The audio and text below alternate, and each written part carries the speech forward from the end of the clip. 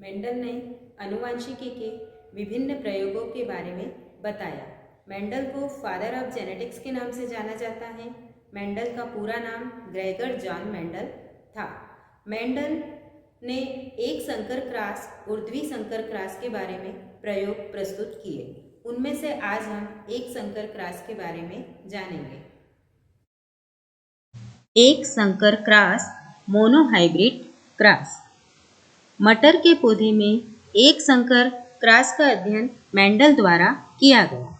जब हम एक जोड़ी विपर्याय या विपरीत लक्षणों के बीच संकरण या क्रॉस कराते हैं तो इसे एक संकर क्रॉस कहते हैं। विपर्याय या विपरीत लक्षण मीन्स मटर का एक लंबा पौधा और मटर का एक बोना पौधा।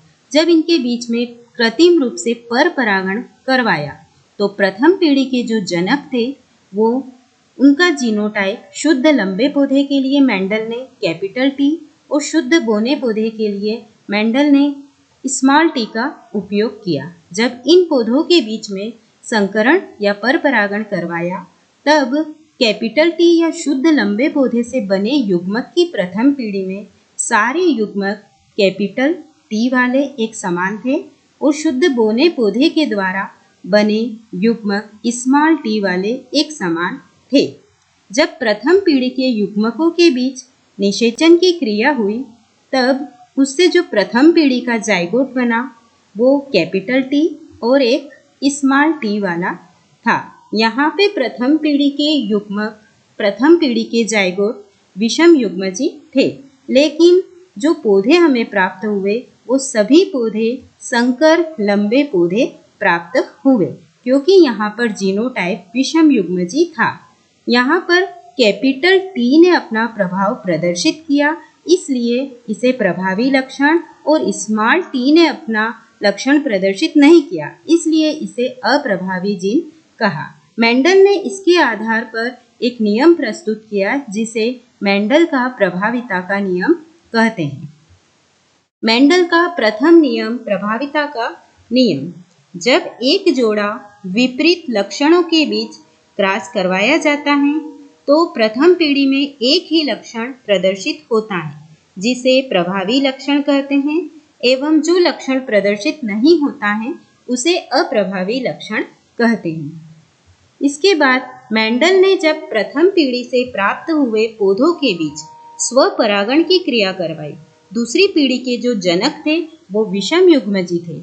इन विषम युग्मजी जनकों के द्वारा जब युग्मक दूसरी पीढ़ी के जो युग्मक बने स्वपरागण की क्रिया के द्वारा तो वो युग्मक दो प्रकार के थे, एक कैपिटल टी वाला और एक स्मॉल टी वाला। इसी प्रकार से दो प्रकार के युग्मकों के बीच में जब निषेचन की क्रिया हुई और दूसरी पीढ़ी बनी तब हमें चार प्रकार के पौधे प्राप्त हुए। उसमें से जब कैपिटल टी का क्रॉस कैपिटल टी से हुआ तो एक शुद्ध लंबा पौधा हमें प्राप्त हुआ। इस प्रकार से जब कैपिटल टी वाले पौधे का क्रॉस स्मॉल टी वाले पौधे से युग्मक से हुआ तब एक संकर लंबा पौधा प्राप्त हुआ। इसके बाद कैपिटल टी और स्मॉल टी से पुनः हमें एक संकर लंबा और अंत में स्मॉल टी और स्मॉल टी वाला जब युग्मक आपस में क्रॉस हुए तो यहाँ पर हमें एक शुद्ध बोना पौधा प्राप्त हुआ। चूंकि प्रथम पीढ़ी में एक भी पौधा हमें बोना प्राप्त नहीं हुआ था, लेकिन दूसरी पीढ़ी में हमें बोना पौधा प्राप्त हुआ। यहाँ मेंडल ने पृथक्करण का नियम प्रस्तुत किया, युग्मकों की शुद्धता का नियम प्रस्तुत किया कि दूसरी पीढ़ी में युग्मक पृथक पृथक हो जाते हैं, प्रथम पीढ़ी में युग्मक आपस में मिश्रित नहीं होते हैं।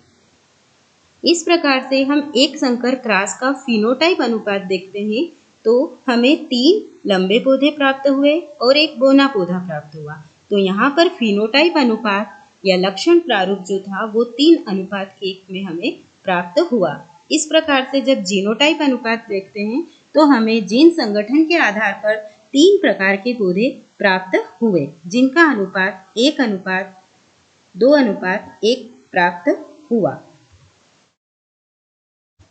मेंडल का द्वितीय नियम पृथक्करण का नियम।